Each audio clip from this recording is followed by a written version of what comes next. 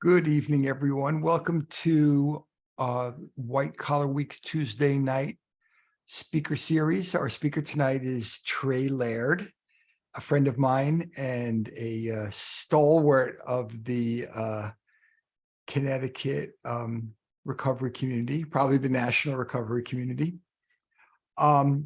Trey is the founder CEO of Lighthouse Sober Living. And also Lighthouse Recovery Coaching 365 program. Before founding the Lighthouse, Trey was a Wall Street equities trader for 22 years. And he started his career with Bankers Trust and went on to Lazard. He attended the Trinity School in Manhattan and Dartmouth College. He's going to tell us all about his story tonight and tell us about his program. Information about the Lighthouse will be in the chat and also be online, where this will be posted probably on our website, on YouTube, and other social media channels. Before we start, let me tell you about a few announcements. The first is on Monday nights, we have a white collar support group for those who have white collar justice issues. That meets at 7 o'clock on Mondays. If you'd like information about it, please reach out to info@prisonist.org. That's prisonist like feminist, info@prisonist.org, and we'll get you information. On the 18th of this month, 5 of us from that group, from our white collar group, are going to be on a panel at the American Bar Association Criminal Justice Section conference in Washington, D.C. at 11 a.m. So if you find yourself in Washington or live in that area, please join us. It's a free conference. The entire conference is free, and so the panel is free.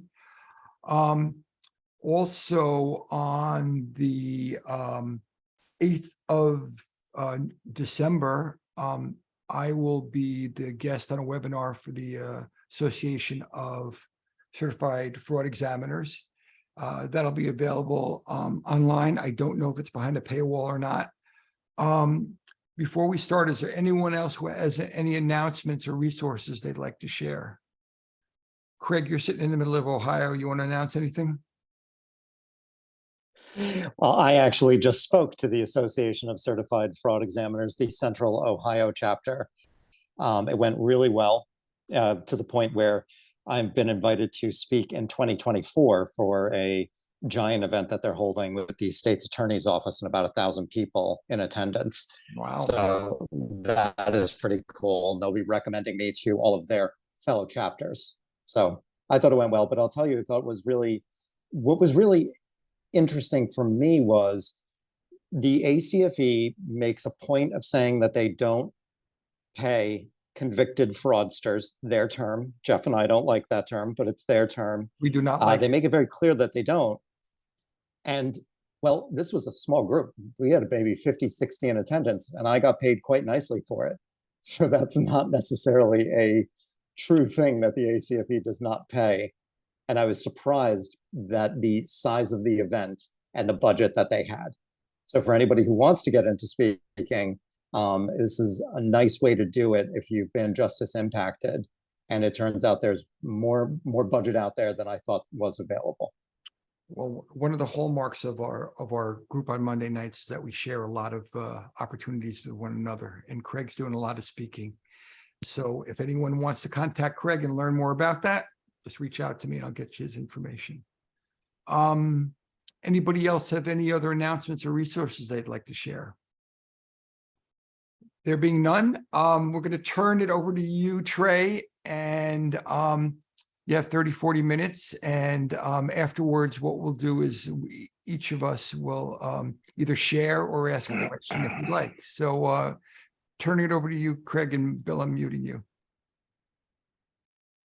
Trey, it's all yours. Thanks, guys.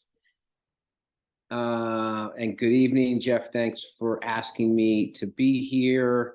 It's a privilege and an honor to speak to this group.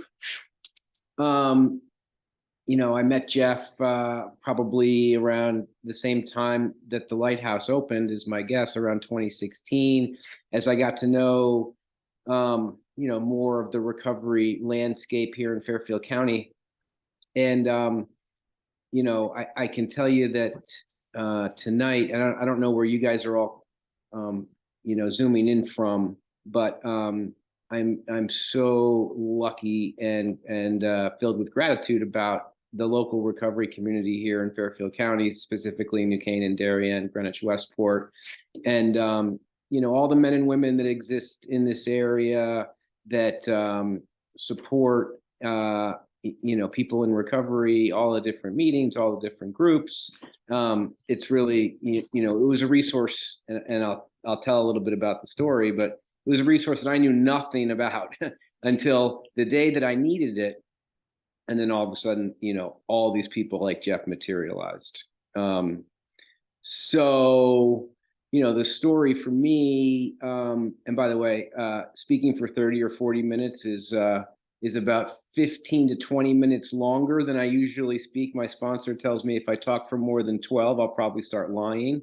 So I'm not sure I'll be able to stretch it, Jeff, but we'll see what we get. I grew up as a young child here in New Canaan.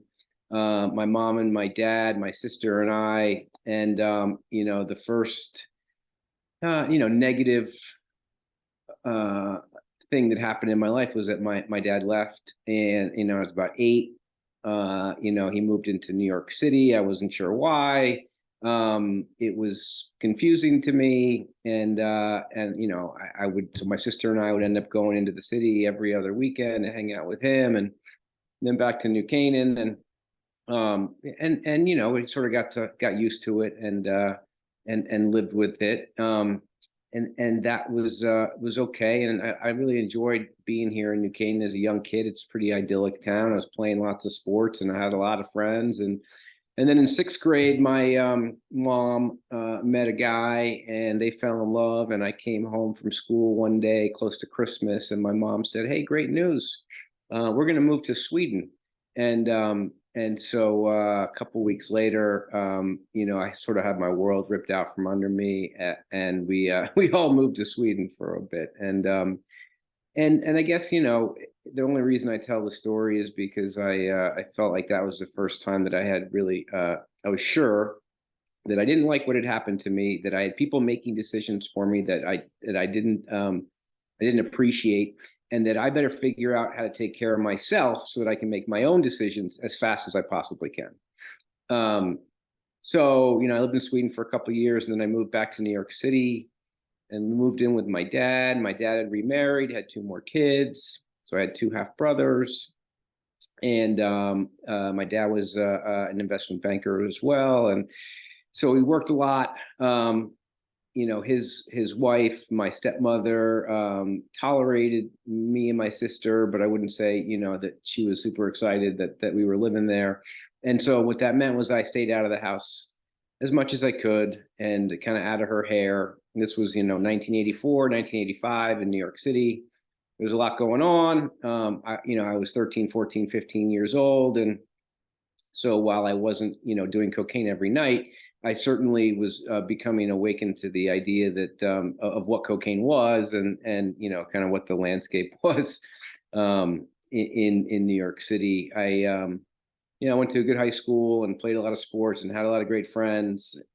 Throughout high school, I continued to stay away from my house, as much as I could. Not because I I couldn't be there, but just because I felt, I felt more love from from my friends than I did from my home life. So I ended up going to college for athletics, and I went to college to play sports. I played sports for 1 year. I wasn't the best on the team anymore. I was middle of the pack. Nobody was congratulating me. I wasn't scoring the winning goals. I wasn't breaking records in the pool. And so after 1 year, I decided that I had had enough of athletics, and I quit, and went right into my fraternity basement, where I spent the next 3 years. My relationship with drugs and alcohol up to this point, in high school I drank, but really just with teammates on weekends. And, you know, I was a follower. I wasn't, I can't tell you that the first time I had a drink, I fell in love with it and had, you know, a feeling of this is what I needed. And in college, the same, you know, I you know, continued to drink and smoke pot. Cocaine was introduced in college, as well as, you know, hallucinogens and, you know, various other recreational drugs. And I tried them all, but really it was still with a bunch of people always around and in community. And that was what I really liked was being around a whole lot of people, and we were hanging out together. Yes, there were drugs and alcohol, but at least at that point it was not you know, the reason for doing them. You know, got through college, didn't excel in academics either. I kind of skated by. Once I realized that they don't print your GPA on the diploma itself, I kind of gave up trying and just figured I could pass. And I went to Wall Street. I will say that, you know, right before I finished college, I had one night using cocaine where I found myself the last person up. Everybody else had gone to bed. There was still cocaine left, and I decided, you know, that it would be good to finish it. And so that took me another couple hours, and it was the first time I'd say I had an internal red flag moment where I said, you know, I'm acting differently than some of my friends, or all of my friends. Everyone else is asleep, and I'm still here doing this. And I should probably make a mental note that this probably isn't the right way to be acting, and that I should be careful around this stuff. Filed that in the deep recesses of my head, and went to work on Wall Street in Manhattan, 1993. My boss gave me a credit card and told me the more I take my clients out and do business with them, the more I take them out for dinners and games and nightlife, the more business they'll do with me. And so, you know, I was kind of unleashed, and I made the most of it. So for about 2.5 years, I was out most nights. My drinking progressed heavily. My cocaine use progressed heavily as well.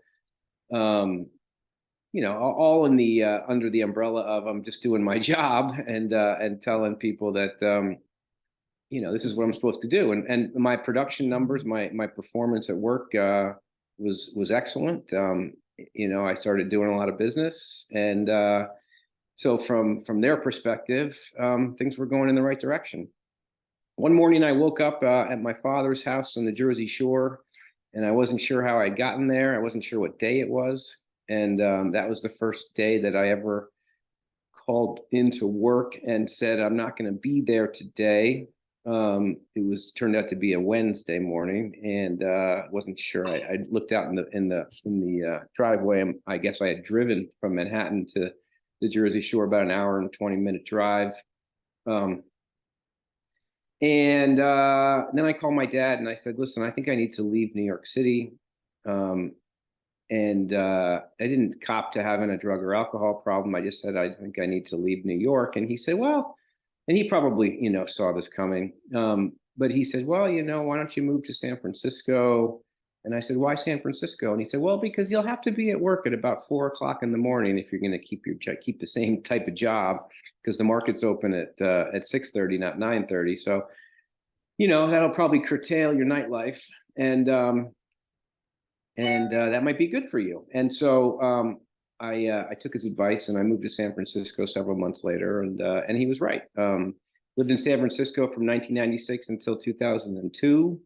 While I was there, I met a girl, got married, had my first daughter, you know, performed pretty good professionally. And also, like, you know, while I wasn't sober or abstinent, my relationship with drugs and alcohol changed because I wasn't going out to the bars after work, as my father predicted. Most of my clients didn't want to go to a bar or dinner at 1 o'clock in the afternoon when the market closed. And so there was some more wholesome activities like golf and tennis and sailing and stuff like that. And I was still professionally focused. So for the most part, I was good. I will say by the end of my time there, I was finding those few clients or financial people that like to go to the bar at 1 o'clock and make a night out of it. And so my use was starting to ratchet up again by the time we moved back to New York, or we moved back to the East Coast. I moved to Darien and took a job in the city.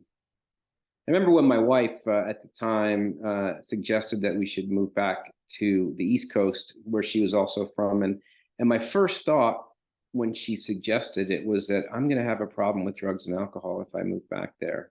And as quickly as it came in my head, I dismissed it because I couldn't tell her, that I had that thought.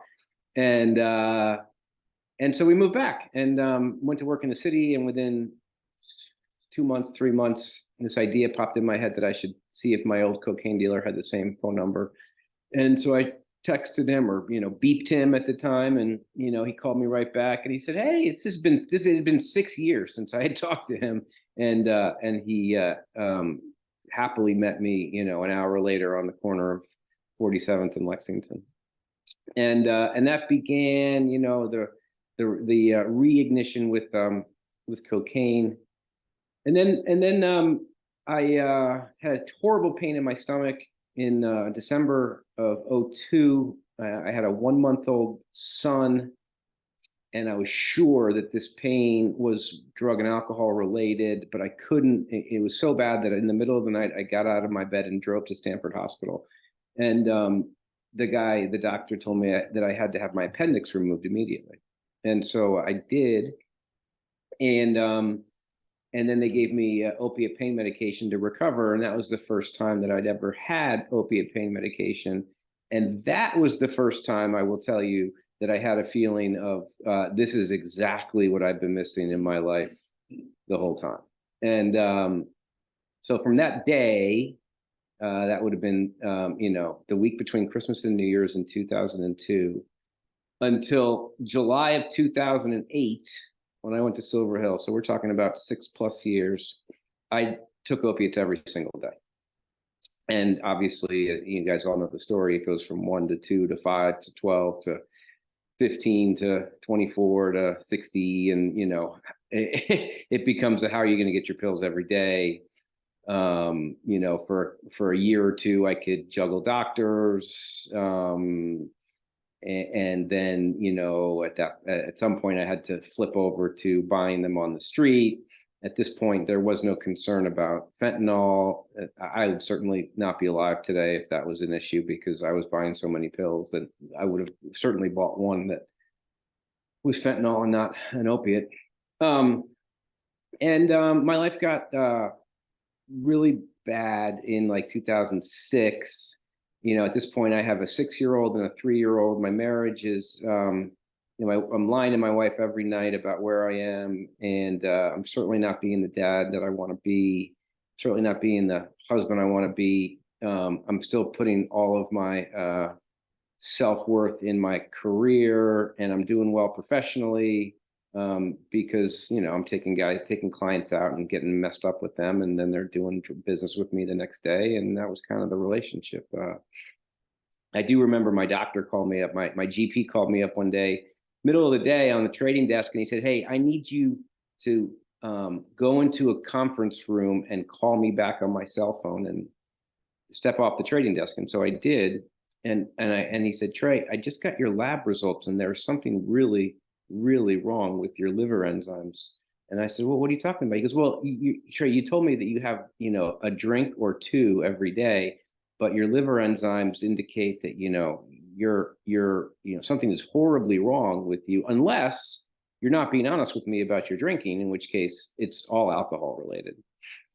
And I kind of paused for a second and said, "Well, I don't know what's going on, Doc, but, thanks for the information." And I hung up the phone and basically dismissed his grave medical, diagnosis and continued on. I made it about another year or so. What finally, a couple things finally got me to ask for help. I was on the train one morning into the city as usual. You know, I usually wake up in the morning, take a couple of pills, get on the train, nod off, and I had a vision / daydream of my daughter, who at the time was 6 or 7. I had a vision of her as an older woman, you know, in her 20s, young adult, telling all of her friends that she had never really gotten to know her dad because he had died at a young age. And you know, that kind of woke me out of a sleep. And you know, I guess I knew inherently that I was shortening my lifespan by doing what I was doing. But I didn't think, you know, I just thought that was just going to be the case, right? Trey was a good guy, but he died at, you know, 60 because you know, he didn't take care of himself. And something shifted that morning, and later that week, my wife confronted me with an empty bottle of some opiate and said, you know, what happened to all these pills? And then before I could answer, she said, you need to get help. Well, first she said, you need to get the hell out of the house. You know, I don't want you here. And yeah, it was a Friday night. It would have been the last Friday in June of 2008. I didn't know where I was going to go. I got in my car. I drove to New York. I met my dealer, did what I needed to do, and then got back in my car and headed down to my dad's house in New Jersey. And I probably got there at around 2 a.m. And then there's a big porch on the house. And so instead of, you know, he wasn't expecting me. So instead of going into the house and trying to find an empty bed, I just lay down on a sofa on the porch and, you know, lay there. I don't think I ever slept, but at around, you know, this would have been, you know, again, last Friday in June. So the sun was coming up early. My dad gets up early, and around, you know, 5:15, 5:30 in the morning, he comes down the stairs and he looks out the front door and he sees me on the couch, and he comes outside and, you know, just looking at me. And for the first time I broke down and I said, Dad, I need help. I don't know what's wrong with me. And just as I said it, I was facing him, and over my right shoulder, the sun was just coming up, and I could feel the warmth start to heat up my right shoulder. And what I felt was, you know, God telling me that everything's going to be okay. And that was sort of the first time that a higher power came into my life and gave me some assurances that that I would be taken care of. My dad gave me a big hug, and that's important to note, because my dad does not give hugs. You know, he handshakes, and he's got a really firm handshake, but he doesn't give hugs. And my siblings and I all joke about it still. But he gave me a big hug, and he said, you know, we're gonna figure this out. And I was in treatment, you know, 5 days later, and I got to Silver Hill in New Canaan, same place that Jeff went. And, you know, I thought I was going because I was addicted to OxyContin. I had no intention of starting a life in recovery or, you know, joining a cult or, you know, any of the stuff that's happened. I remember waking up the first morning there and looking at my bedside table, and there was a book called Living Sober, and I kind of flipped it open to a random page, and it was a chapter on eating sweets before going to a party, and how that would quell your craving for alcohol because, you know, because alcohol has so much sugar in it. And I read the chapter, I thought that was good advice. And then my second thought was like, wow, I know this guy from Darien, and you know, spoiler alert, he's now my sponsor. So some of you guys know John McCarty. And I had been in a funeral with John 8 months prior out in Whitefish, Montana. Horrible tragedy. A 33-year-old guy had died in a snowboarding accident. He was a friend of mine. And John was friends with his parents. And so we met in Whitefish, Montana at a table for about 25 people. And John, over the course of a couple hours at that table, probably ate 3 or 4 ice cream sundaes. And when he would finish an ice cream sundae, he would quickly look up and try and locate the waitress frantically so that he could order another one. And over the course of a few hours, he just was inhaling this ice cream. And my first thought when I read this chapter in the Living Sober book was, John doesn't drink. And it was my first thought was of somebody that I knew in my network that didn't drink, and that I might need to reach out to him for help someday. So I go through Silver Hill. What was important about my 28 days there was two things. One was hanging around in a house full of other guys who had the same problem as me, because I was thought that I was the only person that was doing cocaine in my basement while my wife and kids were awake upstairs. And I thought that that would be a secret I would take to the grave. But I met other guys there that had the same issues. And two, and there was a lot of comfort in that. And two was they introduced me to the New Canaan Early Bird meeting, where I went every morning for 28 days. And I met, for those of you who haven't been there, there's mornings where there's 100 people at this meeting. I knew some of them, and they were all friendly and happy. And it was my first introduction to the recovery community here locally. Still my home group today, because I started to meet guys very quickly there that I looked up to, that I respected, not for the reasons I had looked up to or respected men in the past, which would normally have been like, what kind of watch do you wear? What kind of car do you drive? What does your wife look like? And more, along the lines of what kind of dad are you? What kind of husband are you? How do you comport yourself on a day-to-day basis? And these were values and ideals that I hadn't really thought about, but as they were presented to me, I wanted more of it. And I'll tell you that when I left Silver Hill, I had no intention of staying sober. I was going to do it for 90 days because they told me that if I could stay sober for 90 days, that I could I had a better chance of achieving long-term sobriety. But to stay sober for 90 days was pretty difficult, and most people wouldn't do it.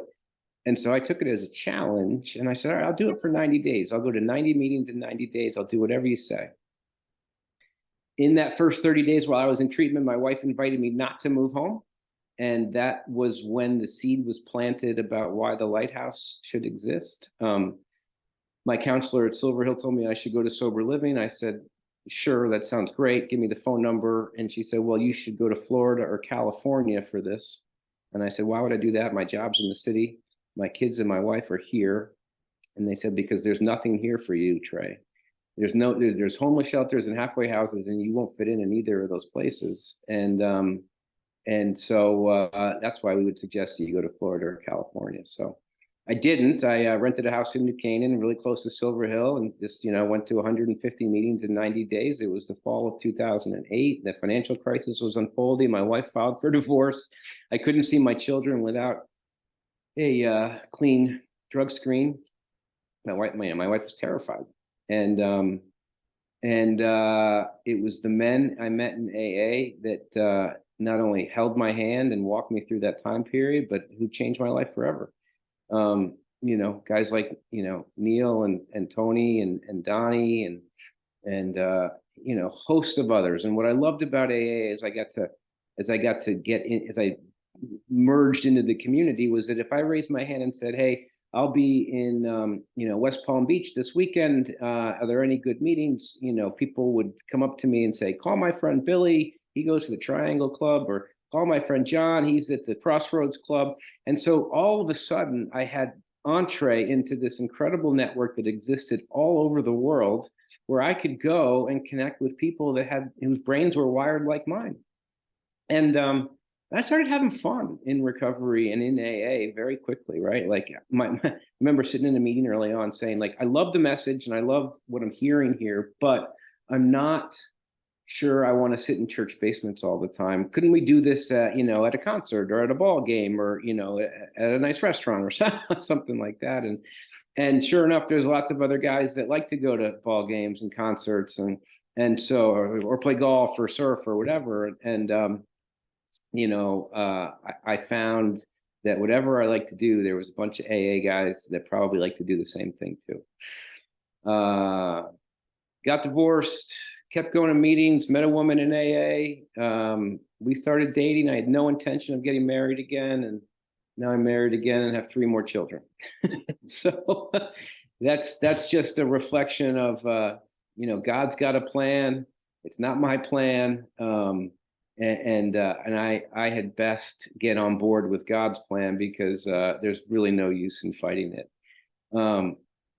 I'll spend a little bit of time just talking about what, the Lighthouse and what, what we do and how it evolved. But, as I told you, I had nowhere to go after I left Silver Hill. I had plenty of resources, and the best that my counselor could do was tell me to go to Florida or California. So, 2016, got together with a couple of guys, rented a big old mansion in Darien, and said, if we just make a really comfortable environment, have good food and good people around, and have it be a place where guys can come after treatment as they get steady on their feet, that would probably work. And so we had a house in Darien. There was 8 beds, and we opened in January 2016.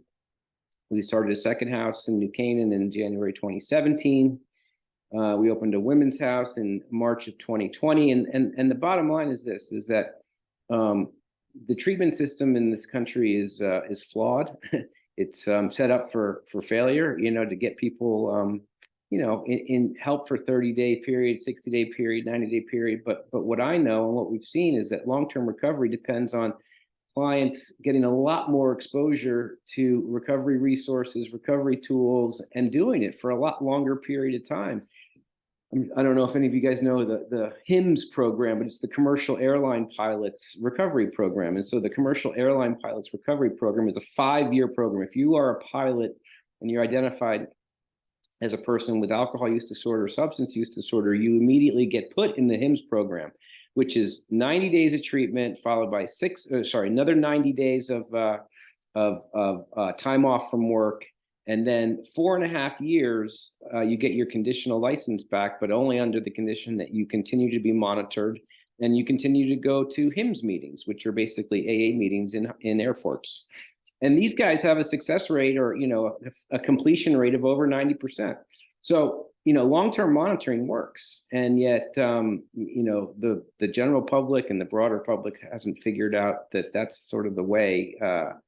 So anyway, guys come to the Lighthouse and enjoy themselves. They get connected with really good people like Jeff, and they get comfortable. We don't have a lot of rules here. Guys can come and go as they please. They can drive their car. They can go to work. And our idea is that, people, unless they're having fun in recovery, they're not likely to continue doing it. Like if I view it as a chore or a hardship, right? At some point in my life, I'm going to say, screw it. I'm not having fun doing this. I'm not going to do it anymore. So what we try and do is provide a platform for these guys to have a lot of fun and to connect with each other and to do it while they're not drinking. And our thesis, and is kind of played out, is that if you're having fun in recovery, you're much less likely to go back to drinking and drugging. You talk to our clients, and they love this. I mean, I got on the phone with a guy today. He's been a client here twice, and he called me today. He's in detox again, and he's like, Trey, I'm so upset. And I gave him, like, listen, man, you're calling me. Yeah, we'd love to have you back. Of course we would. He was always done well while he lived here. Guy he was living here. He works in the city. Had been the CEO of a pretty large real estate company. And, he's like, yeah, I love hanging out there. I don't know why I ever leave. And so, people are always welcome back here. We have an open door policy, like kind of for our alumni and for the guys that have come through here, because we want them to stay close. And if they stay close to the community, they generally do pretty good. And so, I have a real special affiliation for this recovery community here in Fairfield County. I think we're really blessed. We're starting to see a lot more of our clients actually move here. If they don't have a reason to go back to their own residence, they'll literally pull up stakes and move here, because this is where they feel comfortable, they feel happy, they feel, this is where the recovery community they found that supports them, and they're just honestly not sure they're going to find it back in their hometown. So, my hat's off to Jeff and everything that he's done and you guys have done with this group and this fellowship. The bottom line is this, I was unsure whether I wanted to be a guy in recovery. I was unsure whether, I could picture a life without drugs and alcohol. And today, you know, it is the best thing about my life. It is the best thing. The fact that I've found all of these great guys to hang around with, found a career that I don't even view as a job. Every morning I wake up and, you know, there's going to be some interesting moments for sure. But at the end of the day, my phone's going to ring a couple times and people are going to say, hey, I think you might be able to help me.